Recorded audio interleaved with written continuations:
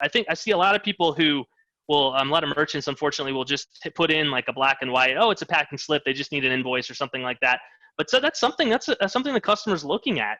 They're picking up that packing slip, they're taking advantage of it, and it should be congruent with your brand. It should be in the same voice. Anything that touches your brand should not be an afterthought.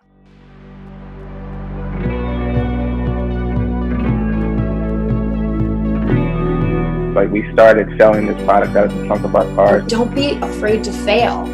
Inventory management is about balance. Get the product out. That's number one. I've always preached sustainable growth. So we just started building community. Look at the data. Product development is everything. Yeah, we say we're a brick, click, and pop. But you have to love what you do.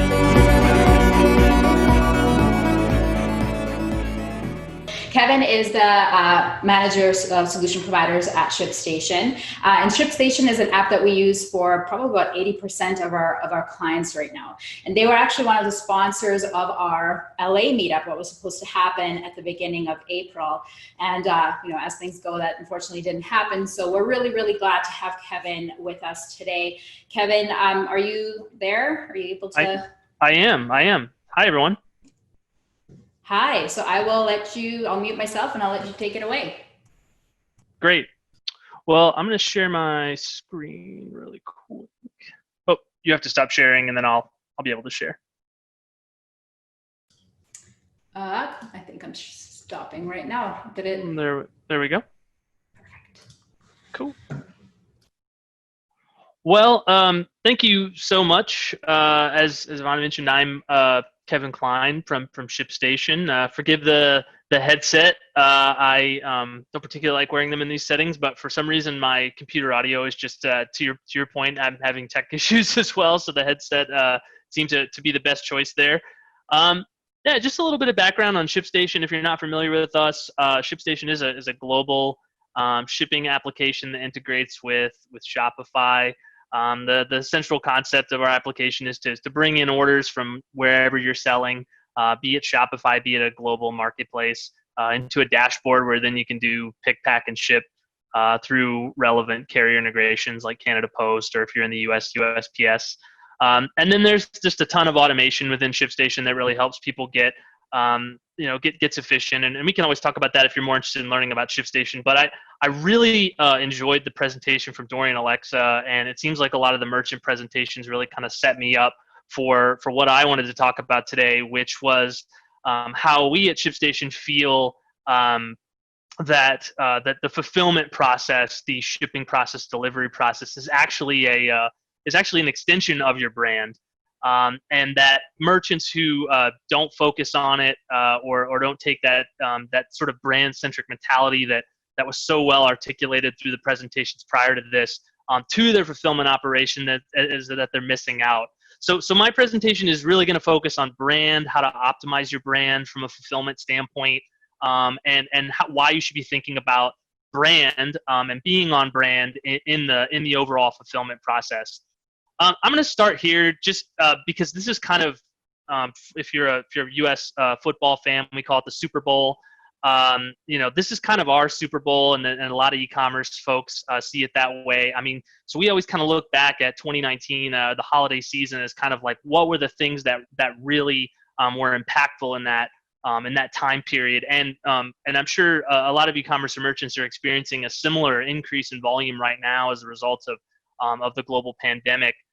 So we're sort of taking a look at that data as well and getting some surveys. But we reached out to our user base and came away with a couple of really key, interesting metrics from the 2019 season.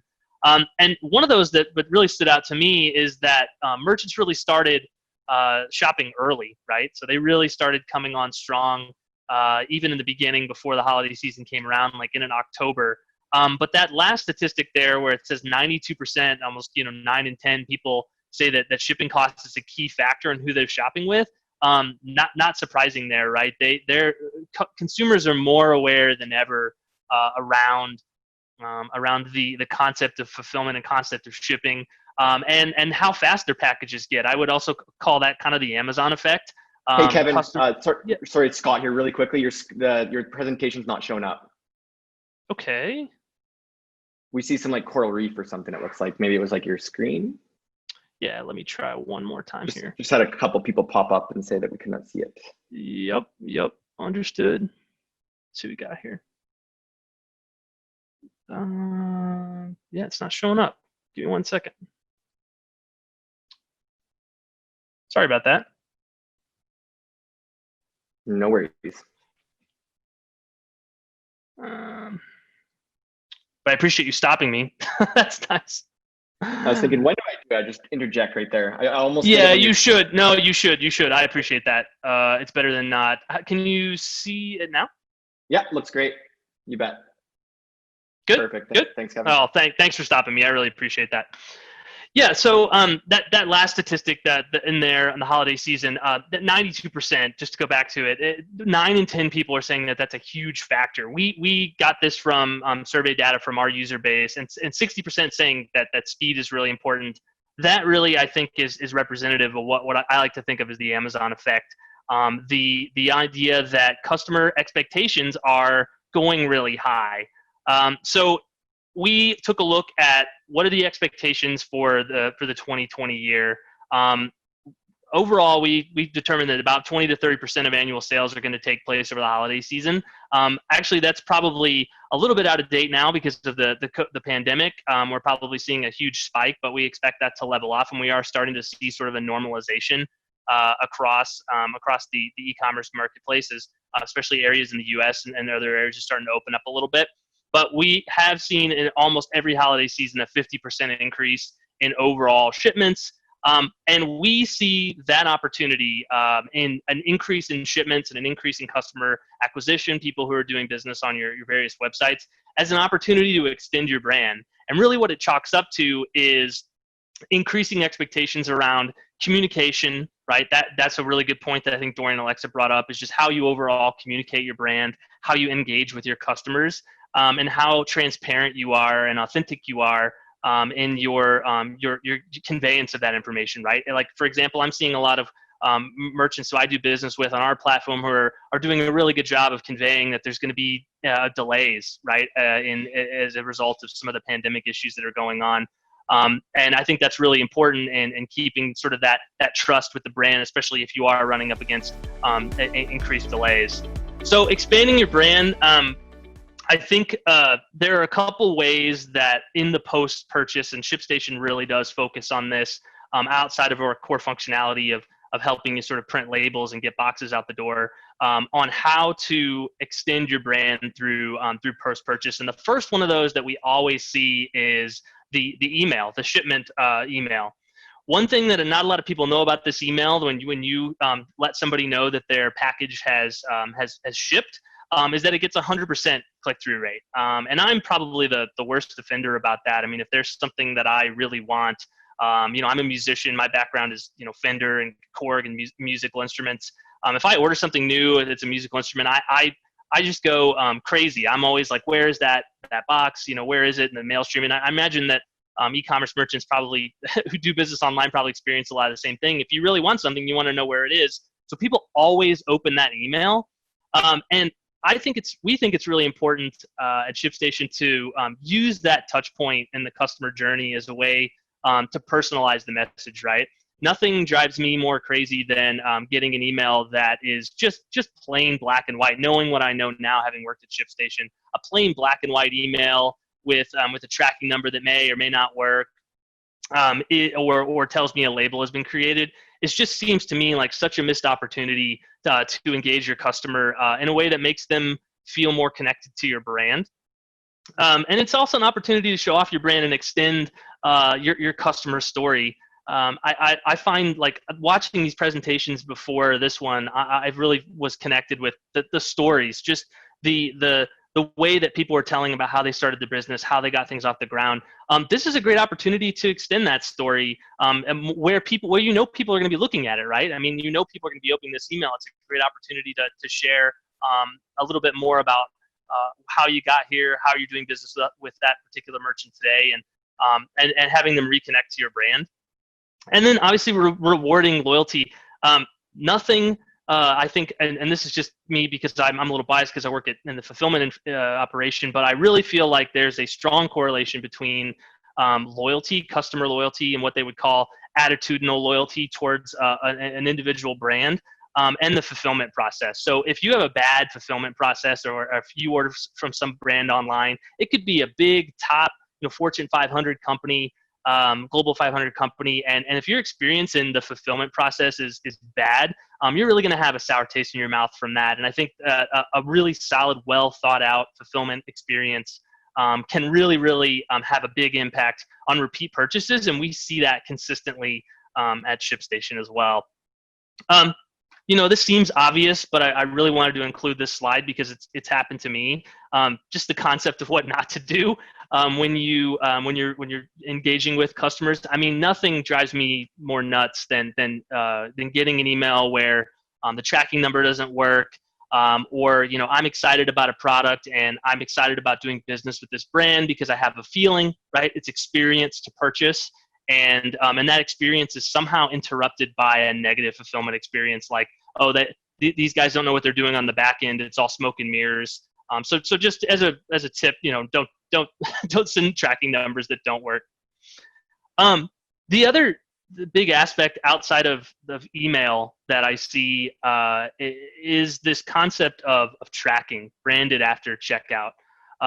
So in most cases when I do business online, I usually get a tracking number that sends me to a generic carrier site where I'm then sort of marketed to in a different way. And ShipStation really tried to take a look at that data point of that 100% click-through. I mean, we saw so many people clicking on that email and clicking on that tracking number that we thought it might be useful to extend that a little bit. And wouldn't it be cool if we could take that traffic and let the merchant own it? And that's really how we came away with the branded tracking page. And so we've always tried to encourage people to sort of own that traffic post-purchase. I mean, you spent so much time and effort, and I was thinking about watching the videos and the content and the issue that people take going in and inquiring customers and owning that traffic, that it reasons to think that you should own it sort of post-purchase. What's important about that is it also reinforces your brand post-purchase, right? So when someone sees that something has shipped, they know where it is in the mail stream. Every time they click that email to see where something is, it's an opportunity for you to put your brand back in front of them, redirect them through social, redirect them to content that maybe you want. Focusing on that branded experience post-checkout is really important, especially if you're spending all this time on social content, making those videos, editing it, and creating an opportunity to re-engage with your brand and the content that you want to put in front of your customers. A couple other really good examples I see in the fulfillment world, branding after checkout, is just the actual box. We've got some really some great customers. Here's a couple of That Bit Bun and the Trunk Club, who spend a lot of time thinking about what their experience is when the box is on the front of a door at someone's house. And they've gotten to the point where now the box is, maybe you have an Amazon box, this box, they know when someone walks up that's my That Bit Bun order, that's my Trunk Club order. And even you can extend that even to the label itself. You can actually put your logo on the label. Just taking that entire journey post-purchase to the next level, to the people really can relate. And I think that's those types of little touch points in that post-purchase journey are really what adds up to attitudinal loyalty, not just behavioral loyalty. Especially if you're selling something that's, I think even Dorian said something about there's thousands of jewelry companies out there. There's thousands of fashion companies. How do you differentiate yourself? And this is a good way to do it, is to just create an experience end to end post-purchase that really captivates your audience and keeps them loyal.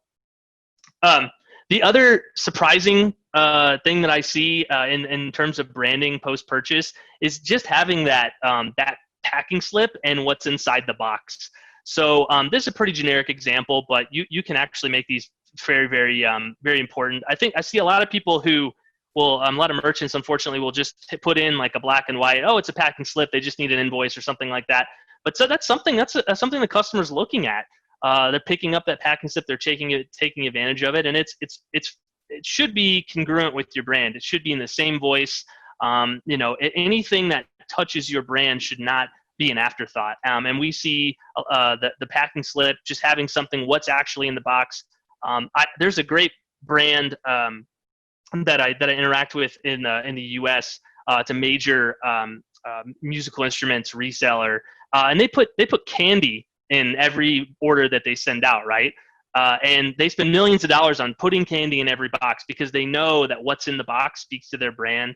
They also spend a lot of time on the communication, what's in the box, the packing slip, that sort of thing. And it all reinforces when I do business with them that I'm doing business with the right brand. And I always feel very comfortable and confident that I made a good choice in the retailer that I did business with.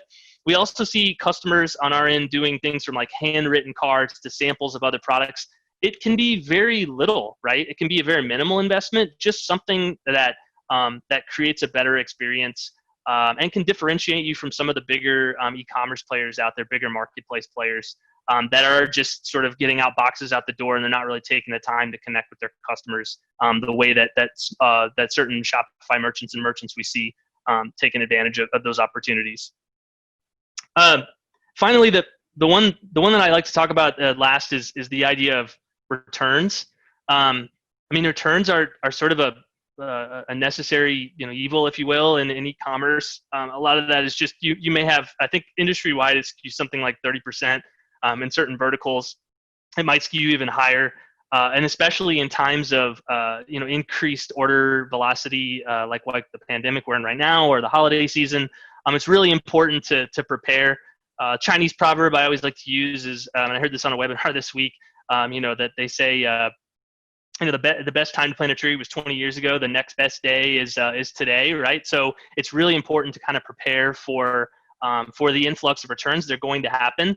And having a clear communication, I think this ties back to the merchant presentations around having clear communication on what your policy is. How do you handle returns? 76% of people will, two-thirds are going to, three-quarters are going to say that the ease of returns is something they consider when purchasing a product. And I think that's true. I mean, I want to know certainly when I purchase something what the return policy is, especially if it's something I'm on the fence about. And a lot of those returns are going to happen in January. I imagine we're also going to see a massive wave when things slow down. And naturally, when you get an increase in orders, you're going to see a natural increase in returns. So being prepared about that, deciding who pays, I think that's a really big one. I think a lot of the survey we did, and you can actually check out an ebook if you're ever curious. We wrote an entire ebook on returns you can find on our website around free returns, what's the impact there, and how do you mitigate that? But just being clear about it, I think, is key. And look, no surprise there. Listening to your customers, right? Another point I kept hearing consistently across the presentations. 94% of people are saying that they should be returns are free. Of course, they'd say that. They're consumers. They're going to say they want free returns. But the concept of how do you manage that can be a challenge. And I think it's important to consider and look at apps that can help you manage returns in a responsible way. And then, there's also opportunities to brand the process. So I think there's some big players in e-commerce today that do this well. They make the returns process a branded experience. At ShipStation, we constantly got requests for, hey, how do I create labels for returns? How do I get these labels to my customers in a responsible way? So we took that a step further and created this thing called the returns portal. It's just self-fulfilled returns where they can brand the process. Because they want the process to be positive. It creates credibility. It extends your brand. And if it's done right, then you've got a good opportunity for a repeat purchase. You don't want someone to just return something. You want someone to return something and then obviously reinvest those dollars and take away and purchase something else from you rather than losing them as a customer. And no surprise there, 30% saying they'll shop again if there's some kind of portal, some sort of self-fulfilled returns. Nobody in today's day and age, I think, wants to go back and forth with a customer service rep, unless it's a very high dollar something like that where they want to talk with the person. A lot of people would prefer to have the opportunity to just self-fulfill, and as long as it falls within the parameters the merchant has defined and clearly communicated, generate their own return. And then obviously track products. Why are they being returned? We see this a lot where just getting returns isn't enough now. You've got to be proactive, right? Get in front of of why products are being returned. The example I like to give is we had a merchant that we were dealing with who had a defective product. It was actually, and again, music. I'm so hyper focused on music because that's my background. But it was a xylophone issue. It was a small xylophone, and one of the hammers was actually out of key, and it was a product issue. But they kept seeing over and over again it was a product thing. And so what they did is they actually called all the people that bought that product and kind of like saved Christmas for some of these people, right? Because they didn't know it was broken. They actually got them. They were very proactive in their approach. So just being able to track why things are being returned is critical, and then taking a proactive approach around it, so you don't end up having a negative reviews or people coming at you for something that's not your fault. And then just what to do when when things go wrong, and they do, right? Sometimes things happen. The consumers are very and customers are sometimes unforgiving when problems happen, especially if they were very motivated about something. They are one of the things we often see is, and I'm sure a lot of people who are merchants on this call, they get blamed for things that the carrier does, right? So picking an app or when you're doing the fulfillment process, being very keenly aware of exceptions, right? When things do happen, a snowstorm or something happens where the truck gets delayed. Being aware of those alerts. And then being able to get in front of it, right? Being proactive, calling and saying, hey, this is going to be delayed and here's why. And communicating that clearly to a consumer is very, very important. And it really does impact the overall loyalty from a customer. Again, a huge percentage of customers would say they would shop with the brand again. If they apologize, just being able to say, you're sorry, hey, look, we the carrier had an issue. We apologize. We know that it's not really our fault, but just accepting that and moving on can have a really, really big impact. And then I love this slide because this is basically what customers want, and I think this ties into really what the previous presentation that was talking about. Just listening to your customers, just having empathy for them, and understanding that they want specific things, right? They want to be they want to be notified of a delay, any kind of timelines around delivery, giving them the option to cancel the order, reimbursing shipping costs, apologizing, and then providing some kind of promotion code to make it right. And with that's my presentation. I'm happy to take any questions if there are any. Yeah, there is one. I just wanted to say quickly, I love the slide about the packaging. I think that's what happens a lot of the time is people just forget, they'll just put it in a brown box and send it out. But there's a whole experience involved in the unpackaging, and it's an opportunity for people to excite your customer. There's whole videos about unpacking, right? Yeah. Like unboxing videos. There's like whole YouTube channels devoted to it. It's a whole thing, exactly. So creating this like wow moment and experience post-purchase can really have an impact. And I encourage anyone who on the call that's not doing that today to take a look at it. It may be a little bit of spend in terms of packaging, especially if you're doing thousands. But I mean, the effect of that in terms of overall loyalty from your customer base is going to be pay off. It's going to be huge.